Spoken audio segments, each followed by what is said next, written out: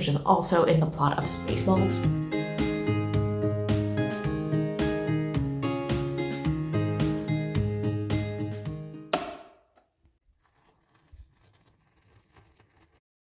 Editing Obi here. I edited this video way back at the end of December, really, and then I never finished it, so we're gonna do that right now. So sorry that this is like super late, but yeah, you will be getting a video at least. Hey y'all, welcome back to another video. This is going to go up on January 6th, so since that is the Epiphany or Three Kings Day, or really like it's the start of the not new liturgical year, but like it's the end of Christmas. Also, it's the start of a Mardi Gras. I hope those who are celebrating have a lovely holiday. Although if you're celebrating January 6th for a different reason, I'm looking at you. But with all of that, I thought I would actually talk about some Christmas books that I DNF'd this year, because there was a fair few of them. Because like I was trying a lot of different things, especially with the fact that I didn't think I could do any cooking videos. As you saw, I only did one cooking video, and that was when I lived by myself. And even in that case, I didn't actually have a oven, so I couldn't bake anything. It was just a normal cooking video. But I thought with reading, okay, we'll try a bunch of different things. And so here are a lot of the books that I ended up DNFing. I just like could not get through it all for any number of reasons, as well as I will be explaining my feelings about the novella that I mentioned in this video. I'm going to actually talk about it more because, oh my gosh, I have so many feelings about it. The first one that I DNF'd, and this is actually was my second time trying to read this book. The first time it was a really bad like headspace. I had just finished my dissertation and I was just kind of floating really, or not finishing my dissertation. I defended, but I was floating generally. And that was It Happened One Christmas by Chantal Guitron. I apologize if I mispronounced the last name. This one, I was already not really into the conflict this time around. I got about 20% of the way through the book. The first time I only got through the first like two chapters, but I was not into how mean really the male main character was, at least like not even hearing her out. And I'm like, I know this is going to be the whole thing and she's going to have to try to like convince him, but also the timeline on it was going to be insanely short because she had to get things done by Christmas. So she only had like 3 days. I was like, not what I'm in for. Like, I need a little bit more build up on all of this. I may try to read it again, like just to see, maybe during like not the Christmas season, maybe do like a Christmas in July or Christmas in April. Who knows? But I do want to see how it happens, but I'm also like not fully sure how I feel about it. And this was one that I was reading on my Kindle. Part of the reason I'd even picked this book out was because it's supposed to have like the snowed in trope, which I'm always like, yes, I love that, specifically in fanfic. So I was like, maybe I'll like it in books too, but I don't know.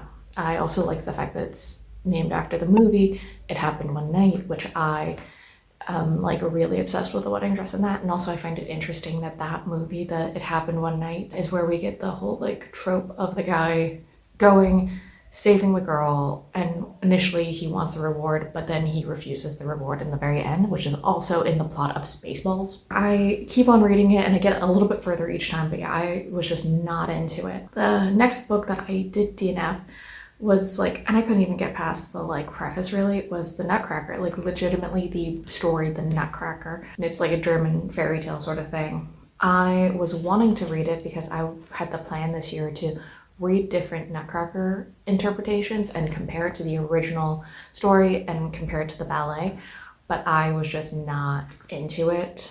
It just was like a weird time because it was October, November for me, which is Nutcracker season. Like, as any dancer knows, this is Nutcracker season. However, like, I was just kind of like overwhelmed having just moved to the country, and yeah, I was also doing a lot of apartment searching, so trying to sit down and read a classic was a little hard, and I didn't really want to do the audiobook because I was worried that like audiobooks were going to be weird, I don't even remember if I could find an audiobook for it. So I don't know if I would read it ever. I probably should at some point just to say that I have, but I remember listening to a podcast that was about like different myths and fables and whatnot, and they did the Nutcracker, and it was just bonkers, but I think it would be kind of interesting. The next one that I DNF'd was Holly Jolly Ever After by Julie Murphy and Sierra Simone. This one is a like sequel to Merry Little Meet Cute, which I did read back in 2024, or like I finished in 2024. I started listening to it actually in 2023, but like then there were some problems with my like phone where it didn't actually work well with the what's-its-face earbuds, and I was not going to like listen to it at home because this is a very, very spicy like book. Like the series is very spicy, and it's kind of fun in that sense. Like it's very like sex positive, which is great. However, I much preferred to the first book, this sequel. I just was like, oh, I was getting annoyed. I wish the timing was different on it, like in terms of like how they were spacing things. And it's like, I liked Callum, who is the main male character, a lot. I think he is a really sweet guy who just has a lot of self-esteem issues. And Winnie Baker, who is the like female main character, I also like appreciate her. She is very much like a victim of purity culture, and like her coming into her own was great. However, it's things like I hated how everybody treated Callum, specifically like his family, how they treated him, like the fact that they were going on the Christmas cruise without him. Also, the fact that his sister called him a homewrecker when he had no idea that the one bridesmaid that he hooks up with at the beginning of the book was in a serious relationship. That was fully on the other woman. Like, she was the one that stepped out on her relationship. It was not Callum's fault.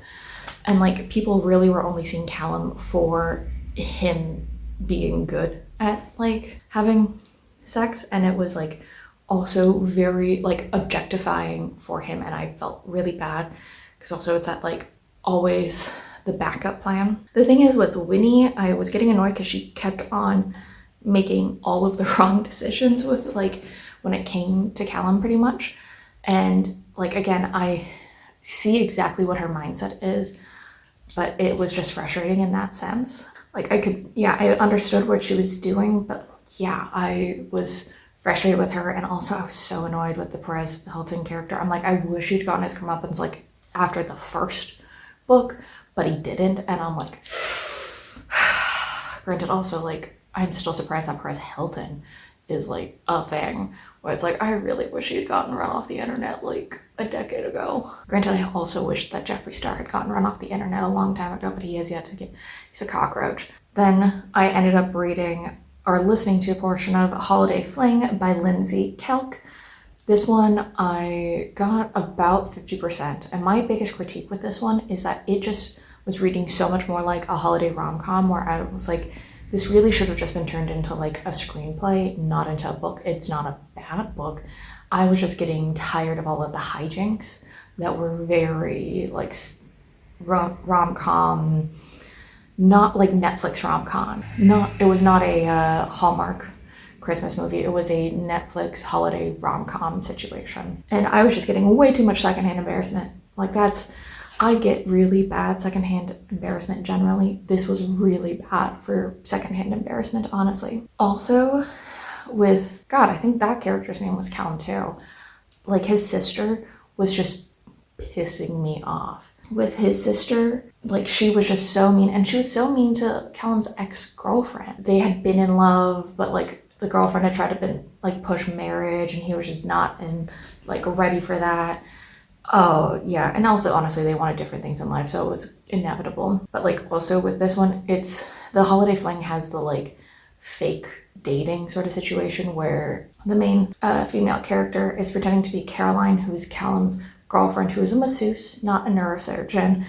Like the main female character, and I'm forgetting her name because we don't actually ever really call her by her first name in the book. And they're going up to Scotland into the Highlands to trick the family and to be like, yeah, yes, this girlfriend, but she's horrible, which I kind of do find funny that it was like, yes, the getting to be as mean as possible and trying to help somebody who is a bit of a pushover. So I thought that was like kind of an interesting story, but yeah, I just was starting to not feel it. Maybe if I was reading it on my Kindle, I could have more times to skim over the points where I get secondhand embarrassment, because like, I think that's a big problem with a lot of my reading is I get secondhand embarrassment for things. So if I can skim those portions, that's great, which I know also skimming is such a controversial thing. I do acknowledge that I sometimes struggle with that, but that's because for work, I often have to skim a lot of things before going back and rereading it. So that's kind of become my like habit. And I've noticed that a lot when I read books that I will unintentionally skim. It's not that I mean to do that, but that's just something that happens a lot. Okay, so the last book that I DNF'd in terms of like these holiday books was Midnight in Everwood by M.A. Kuznar. This was supposed to be another one of those like Nutcracker retellings, which it was okay, but also I was getting so freaking frustrated with the main character, Clara. She was just annoying me because she just kept on making every incorrect decision. And she was like honestly pretty selfish and giving a little bit of girl boss. Like she was very standoffish to many of the girls, or to the other girls that she was meeting. And she just thought herself like perfect and did not give her like mother a lot of grace. Which her mother was a bit of a social climber and like wants the richest stuff, but also it's like that's how like women survive. She was very ignorant to how the world was working, honestly. And like in the first couple of chapters, I enjoyed it. I didn't know what Drosselmeyer was going to be like, and like I thought maybe Drosselmeyer would be bigger, but at least after like 50% of the way through, he was very big in the first little bit, but then afterwards, not so much. He did give me the creeps as things went along. Also with some of the like dance stuff, it was okay. I don't think historically some of the dance like Nutcracker things were exactly correct. The author does reference like Vaganova, Petipa. They do mention Taglioni, who is the like first woman to ever have danced on point. But like also I think and there's some stuff where I'm like, I'm not sure. So there was at least a lot of research done into information about some of the ballet stuff. What is interesting is I don't know on timing if they had actually with the book had it set in a period of time right before Tchaikovsky wrote the Nutcracker, because like Sleeping Beauty is in there and Tchaikovsky wrote the music for Sleeping Beauty. And that was like one of those things where he was going on tour, and that was when he learned about his sister's passing, and that's when he also wrote the like Grand Pas de Deux for like Sugar Plum. I just was starting to get annoyed with Clara a lot in the book. The like Rat King kind of character.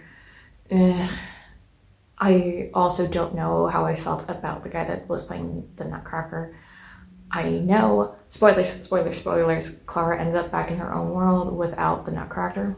Okay, totally cool. Yeah, I just was not sure fully how I felt about it, so that's why I ended up DNFing it, because there was like other things I could read. I think that was also around the time that I was like reading Game Changer, and I was just enjoying that so much more. But that's also because I just find, again, Lana Ferguson's writing really good, or really fun. It's not very like highbrow or anything, but you don't need to be highbrow. I mean, I also like literally am working and reading a bunch of academic papers, so I need something that's a little bit more like lighthearted a lot of the time. Okay, so now we're going to talk about Nutcracker with Benefits, which I mentioned earlier in my reading wrap-up, because like, I've got feelings on it. As y'all saw, I gave it like a 2.5 stars. So first things first, with this book, it seems to be a novella set place in a universe that Liz Alden was the author, double checking, yes, Liz Alden has created, that's involving this like resort. And this whole book is around Clara and this guy named Nash. Clara is a travel vlogger who does things kind of on the fly. She usually stays in like warmer areas, but she's never really in one place for an extended period of time. And she has this friend whose name is Nash. They are friends with benefits, but they do have like feel stuff for each other, but neither one of them really think that like a relationship would be good, or really Clara doesn't really think a relationship would be good. Nash is like fully in love with her, trying to convince her to stay in New York City and get like in a committed relationship. And they met because like Nash's father worked mostly as like in the cleaning services for this one company, that like tech company, who like is owned by Clara's stepdad. Clara's dad and stepdad are in a relationship. Like obviously they're she's got a stepdad, but like what had happened was her parents, her mom and dad, and then Uncle Drosselmeyer or Uncle D were like all in school together, and the parents had fallen in love, gotten married like right out of high school, and then had always befriended what's his face, like Uncle D. Well, the mother ends up getting cancer and passing away, and then like slowly the relationship between the father and Uncle D kind of like builds, and the dad was by, and so they end up falling in love, getting married, and there's no like hard feelings or anything. It was one of the things where like Uncle D had already been very much a caretaker for the kids, because Clara also has a brother. Uncle D had been a caretaker when the mother was going through chemotherapy, and it was not like, oh, the like stepdad was like sliding in after the fact. It was something where this relationship was very much built on like mutual respect, and like kind of I assume that like even like the mother would have been happy that Uncle D was the one to help raise the children after the fact. Clara, when they had been clearing out some of her mother's stuff, found her passport that she'd gotten right at the same time that she got the cancer diagnosis. So Clara had this whole thing of, I'm going to travel for my mother, and had spent like the past 8 years traveling almost nonstop. Well, it's Christmas. She always comes home for Christmas, and like she sneaks into Nash's bed, because Nash, who had been disowned by his parents because he wanted to go into tech and like go to school and live a more like modern life, because Nash is originally Muslim, but he's not really religious or anything. Like he gets adopted also by like Uncle D specifically, who really takes Nash under his wings, and also the like Clara's dad. But really Uncle D is much more the mentor, helping Nash build up like his repertoire in terms of like coding, and helping launch this like app that's like a dating app sort of thing. In all of this, like Clara sneaks into what she thinks is Nash's bed.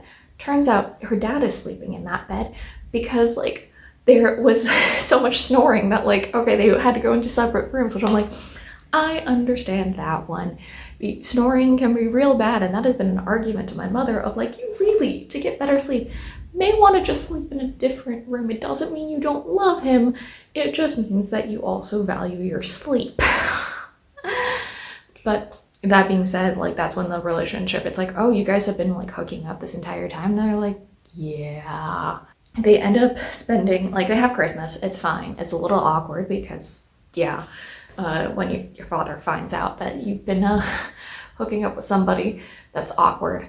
But in the next day, Nash is really trying to convince Clara to stay in New York, and they go on all these different like restaurants that show different options, and they even take like a tango class with somebody who was on Dancing with the Stars, like because Clara's like, oh, Nash is literally like the most eligible bachelor, and he's called like the Nutcracker. I'm like, why? Where does that, how? Because that was like in a news article. They're like, he's the Nutcracker. And I was like, but you never actually explain why he's the Nutcracker. Like, please explain that to me.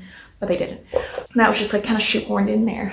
Yeah, but so they go on all of these outings, and they actually end up kissing in public. And at one point in that whole thing, because they'd kissed out in public, it was on the like news and whatnot, or like in the like kind of social media sphere.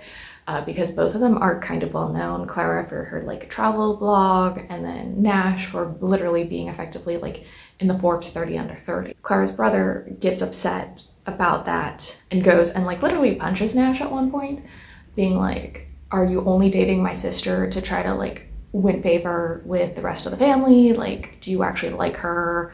And that gets into this whole thing of like Nash finally confesses why he was trying to do all of these like activities, and that was because like he was trying to convince Clara to stay in New York City. Like she can go to all these different places without like having to leave the like city, and just so she can stay here. Clara was pissed about that one, and was hurt that like she was not really given autonomy, and like it was her fitting her life into what Nash wanted. Arguments happen. Clara leaves, and then like in this whole situation, he ends up kind of being like, Nash gets told off a bit by like everybody being like, hey, you were fully just trying to like have her fit into your life. When have you ever taken a vacation? When have you ever done anything that she likes? And he was like, oh yeah. So he ends up going on like trips and whatnot. Like he actually takes some vacation time. Like that's a whole thing. Like Clara also kind of has not a full come to Jesus moment on it too, but she also realizes that like, not that her travel is running away, but she is kind of doing the like going to the other extreme when it comes to like her mother wasn't able to travel. She only really had the family, so Clara's just going and traveling all the time. And realizing, okay, there probably should be a healthy medium if she wants to have this like family life and spend time, because she realized, oh, she wasn't being like able to see her nieces and nephews that much because she was gone so much. They just kept on growing without, and she was not around, but like family was important to her. That was like, especially like a conversation she had with like Uncle D, who literally showed up at her like influencer event, which was like a last minute New Year's Eve cruise in Australia, which was kind of interesting. The story was kind of interesting, but also like didn't always make sense in some things. Also, this was something that I found really frustratingly, and that was the fact that the like Clara and Fritz, I want to say the brother's name was Fritz because again, following the whole story of the Nutcracker, but the Fritz is married to and has like 3 kids. Well, in all of this, they make the comment, oh yeah, the sister-in-law is Jewish, and so most of the holidays are with like her family except for Christmas because they don't celebrate it. But I'm like, y'all's last name is Cohen. Cohen is a very like historically important Jewish name. Like that's from the tribe of Levi. Cohens or Kohanes. One of the rules is that a Kohen cannot marry a woman who has converted to Judaism. Like that's the only like kind of restriction that people who are converts specifically into like Orthodox Judaism, that's like the only thing they cannot do specifically for the women is marry into like the Cohen family, which is just kind of like any sort of small amount of research, you would have figured that out. Also with Cohen, like that is a name that like a large amount of the Jewish community has been like, hey, can you maybe not use that as like a name if you're not Jewish? And I was like, it's like that and like Levi. I'm like, yeah, totally makes sense. So, and the reason I'd said that like, oh, this book is part of like a larger series is because in the epilogue, they're on this like resort that's like a no technology sort of thing. And that's actually where Nash goes, and Clara's like, hey, I'm here.